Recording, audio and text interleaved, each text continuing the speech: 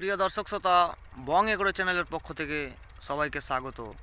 তো বন্ধুরা, আজকে অন্যরকম একটি ভিডিও নিয়ে আপনাদের সামনে হাজির। তো আপনারা কেমন আছেন অবশ্যই আপনারা কমেন্ট করে জানাবেন, এবং আমি আপনাদেরকে কিছু দৃশ্য তুলে ধরব। তো ভিডিওর সঙ্গে থাকুন, এবং চ্যানেলে যদি আপনারা নতুন থাকেন চ্যানেলটিকে সাবস্ক্রাইব করে পাশে থাকবেন। তো চলুন, আজকে আমি আপনাদের সামনে এমন একটি দৃশ্য নিয়ে এলাম দেখাবার জন্য আপনাদেরকে।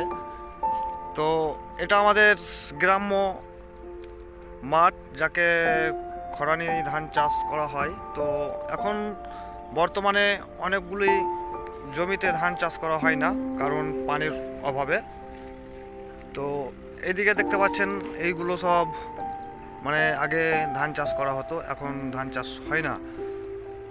তো এখন এই মাঠটার মধ্যে এই দৃশ্যটা আপনাদেরকে দেখাচ্ছি, যে এই জায়গাটুকুই মানে জলাশয়ে মানে একটু নিচে।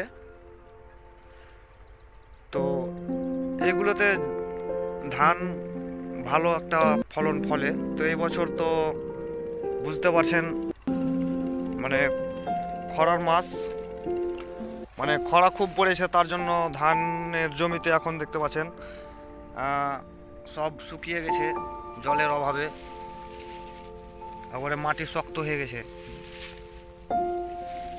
তো বন্ধুরা, এখানে বিভিন্ন ধরনের খরানি ধান চাষ করা হয়।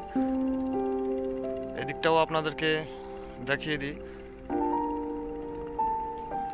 তো ধান একটা এমনই জিনিস যে আমাদের মানে প্রয়োজনীয় করে খাদ্য।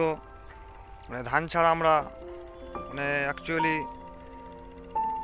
খাওয়া যাবে না, কারণ যে ধানটা আমাদেরকে লাগবেই, মাস্ট। তো বন্ধুরা, একটা সোনার মতন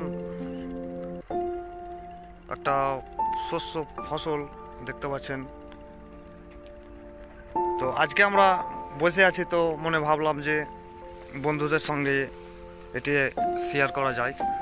তো এখানে দেখতে পাচ্ছেন কিছু ভুট্টা জমি। এখানেও ভুট্টা খুব একটা নাই, গাছে একটা করে ভুট্টা আছে।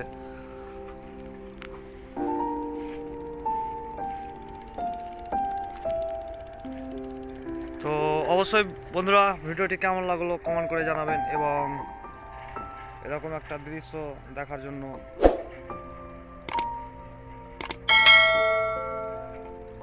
এবং চ্যানেলে যদি আপনারা নতুন হয়ে থাকেন চ্যানেলটিকে সাবস্ক্রাইব করে পাশে থাকবেন।